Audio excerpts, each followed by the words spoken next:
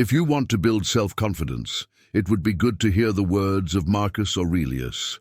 He was the emperor of Rome from 161 AD until his death in 180 AD and is considered the last of the 5 good emperors.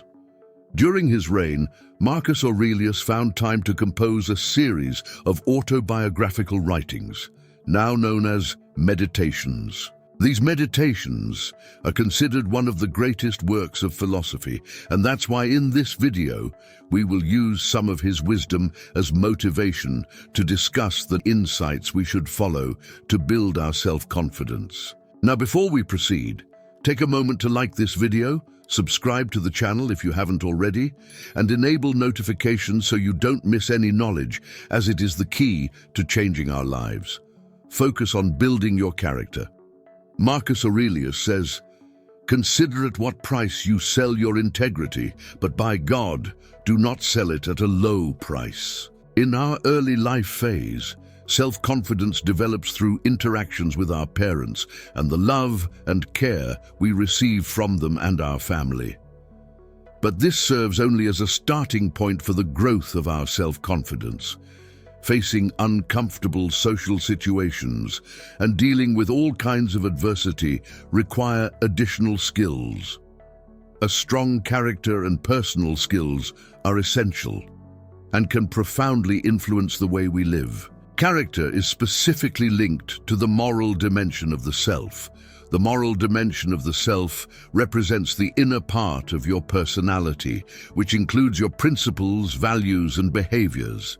It guides your moral choices, what you perceive as right or wrong, fair or unfair, and forms the foundation for integrity, honesty, and responsibility. It defines your ethical identity as a human being. Developing character is about cultivating your personal integrity and the internal compass of acceptable or unacceptable behaviors. Character formation involves an ongoing process of self-evaluation, comparing who you are with who you truly want to be, always avoiding acting in ways you wouldn't want to be. According to the Stoics, we should seize every situation, every challenge, as an opportunity to exercise our character to become a better human being.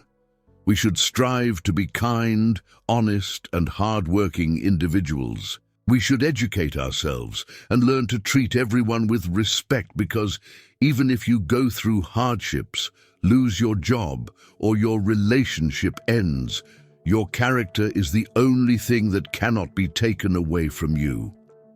A person can rise or fall in life solely due to the virtues or shortcomings of their character, and often that is what we leave as a legacy for those around us. Marcus Aurelius reminds us of the importance of not selling our integrity at a low price. If you neglect your heart, mind, or soul, it changes who you are on the outside as much as on the inside.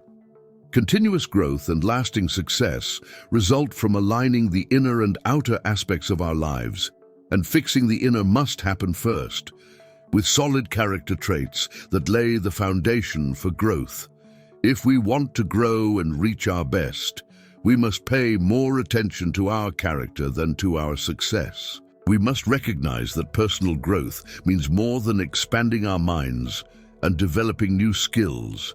It means increasing our capacity as human beings, maintaining our inner integrity even when it hurts. It means being who we should be, not just being where we want to be.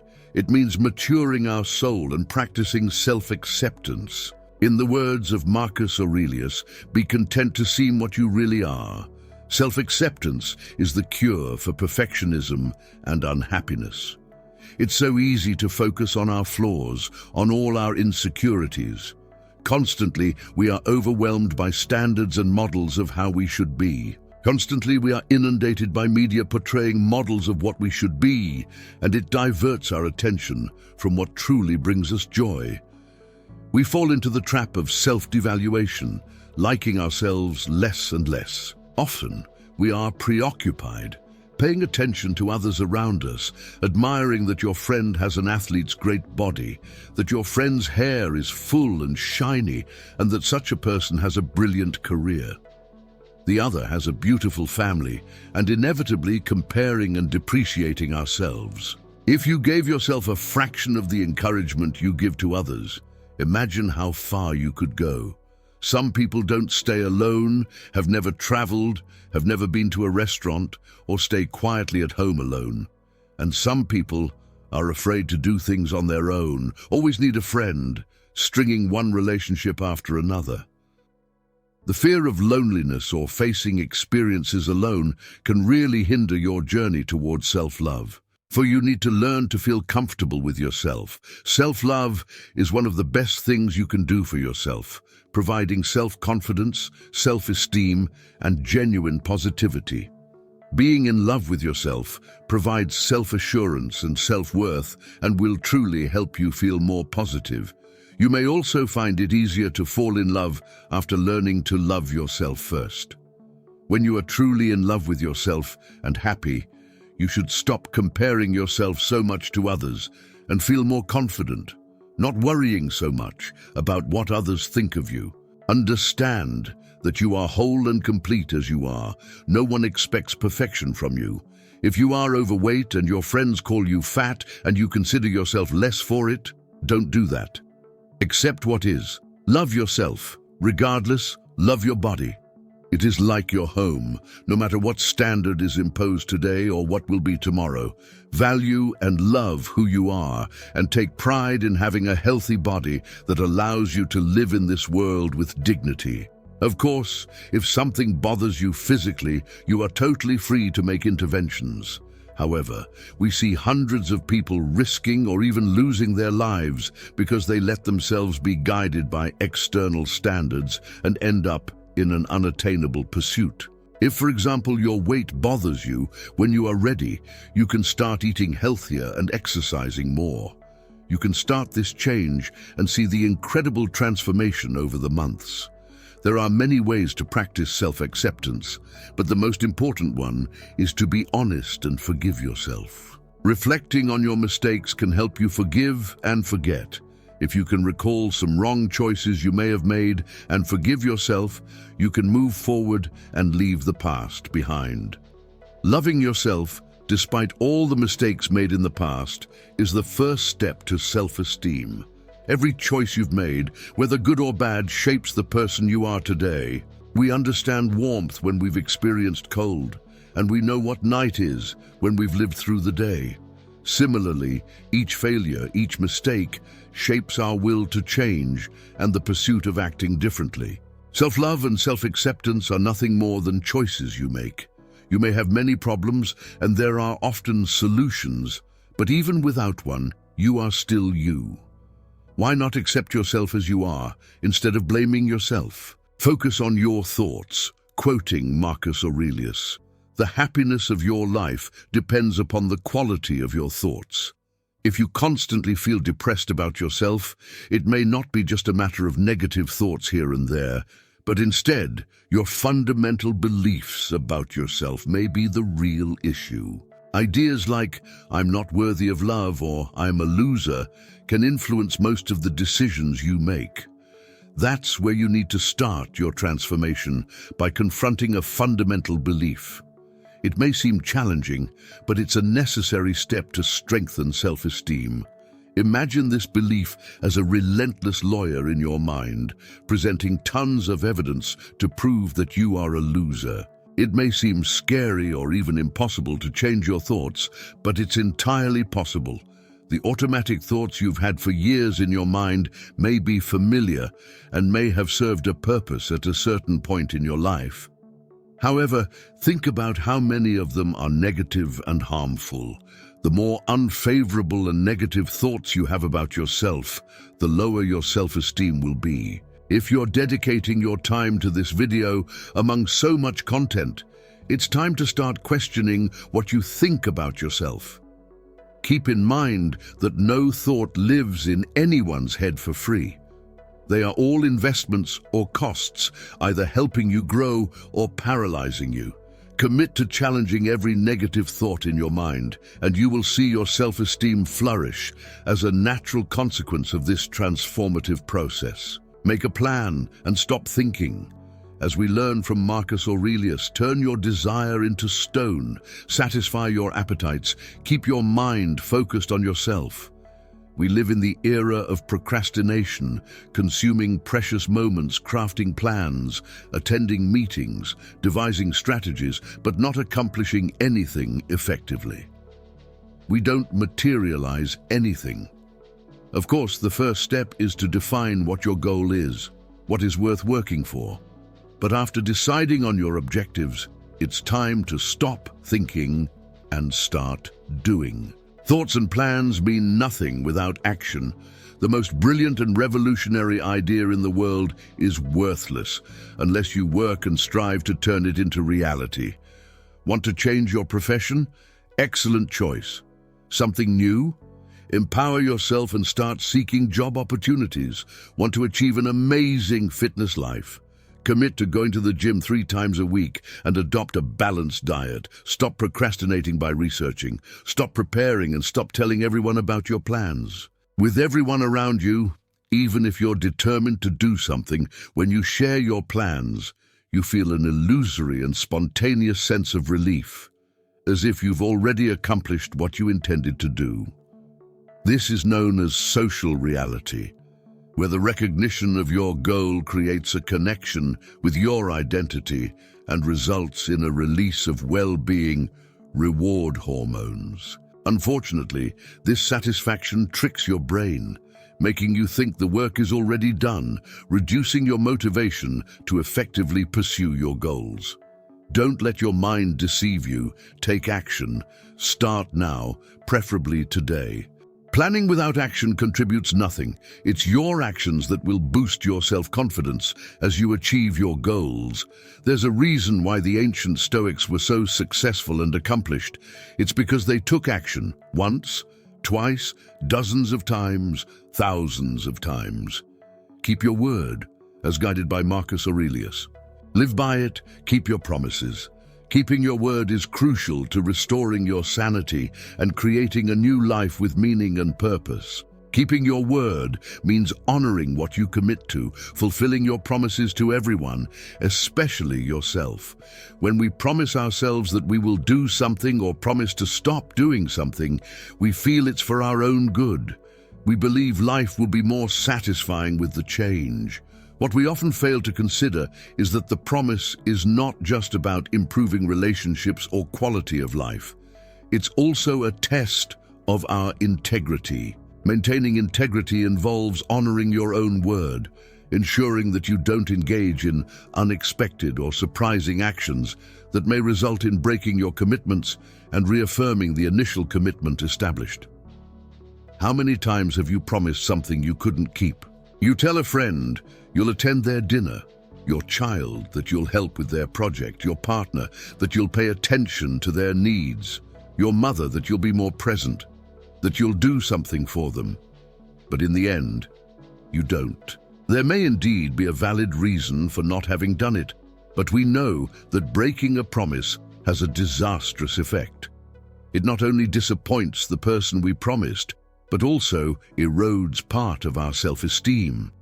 Brain research shows that breaking promises is actually registered in our brain activity as emotional conflict. For the promise breaker, we feel as a result that we are losing part of our honesty. Keeping our promises is the key to experiencing our life as we dream it to be. Take responsibility for your actions. As Marcus Aurelius so successfully said, do your work without complaining. The inability to accept responsibility is a clear sign of low self-esteem. This manifests when someone is indecisive and tends to blame others. People transfer blame because they believe their actions define who they are, implying that making a mistake somehow diminishes them. What many don't realize is that by blaming others, we become powerless because we turn ourselves into victims of the situation. How many times have you heard, or perhaps even said, I was late because of stupid delays on the train. I didn't get promoted because I'm not the manager's favorite. I can't find a job because of the economy. While these reasons may be valid, People with strong self-esteem don't focus on the factors that may have caused the undesired outcome. Instead, they channel their energy into thinking about ways to achieve the results they desire. Don't diminish your worth for making a mistake. Just learn from the experience and move forward. When you take control of your actions and your life, you realize the power of time management and having autonomy. Live with the conviction to keep building your character and continue living according to the highest standards until the end. Strive to accomplish this, doing the right thing and becoming a better person every day. If we focus on our character, we will make the world a better place. If we do this throughout our lives, we will do our best to improve our world. Don't talk too much about yourself. Get used to paying attention to what others say as much as possible. Try to inhabit the mind of the person speaking, as Marcus Aurelius reminds us. We are all guilty of talking too much about ourselves. We talk about ourselves 40% of the time. The truth is, no one really wants to hear about all your achievements, purchases, or how you consider yourself important. In a conversation, no one truly wants to hear someone bragging, talking about themselves non-stop, and monopolizing the discussion. This kind of conversation not only wastes time and consumes our energy, but also, being that annoying protagonist, affects our credibility and relationships. People who keep talking like this seem to underestimate the contributions and achievements of others, show a lack of attention and curiosity about any subject other than themselves, making them egocentric and even annoying. Ignore the pessimists, as we learn from Marcus Aurelius. When others blame you, hate you, or people express similar criticisms, go to their souls, penetrate inside, and see what kind of people they are. You'll realize there's no need to be tormented by anxiety about someone having an opinion about you. Pessimists may love you, but fear progress, so they are against everything. While you have no control over what other people think or how they act around you, you have control over how you react to their voices. Don't hand over your peace of mind to external people who only want to criticize and discourage you. The reality is that you become the average of the 5 people you spend the most time with. So if someone has a track record of being pessimistic, simply ignore them. Establish a nightly confidence ritual. We even have a video about it on our channel. If you don't know where to start, the video will be very helpful. Appreciating the smaller things in life before bedtime provides a meaningful reason to wake up with confidence to face life's challenges. There are only 2 ways to live life. The first is to live it as if miracles don't exist. The second is to live it as if everything is a miracle, as Albert Einstein said. In the final quote from Marco Aurelio, he tells us, "These are the characteristics of the soul: self-awareness, self-examination, and self-determination." He reaps his own harvest, achieves his own purpose. Self-confidence is a positive feeling about oneself, one's ideas, and one's worth, allowing you to take good care of yourself, relate equally with others, and take pride in yourself and how you live your life. Appreciating the smaller things in life before sleep provides a meaningful reason to wake up with confidence to face life's challenges. There are only 2 ways to live life. The first is to live it as if miracles do not exist. The second is to live it as if everything is a miracle, as Albert Einstein said. Our greatest fear is not that we are inadequate. Our greatest fear is not knowing that we are powerful beyond what we can imagine. It is our light, not our darkness, that most frightens us. We ask ourselves, who am I to be brilliant, gorgeous, talented, fabulous? Actually, who are you not to be? You are a child of God. Thinking small does not serve the world. There is no goodness in shrinking so that others won't feel insecure around you. We are all meant to shine, as children do. We were born to manifest the glory of God within us. It is not just in some of us, it is in everyone. As we let our light shine, we unconsciously give others permission to do the same. As we are liberated from our own fear, our presence automatically liberates others. And if you've made it this far, congratulations, you're already making a difference in your life. If you haven't subscribed yet, take this opportunity to subscribe. And like this video, it helps us create more high-value content for all of us. Thank you for watching. I look forward to seeing you in the next video. Until then,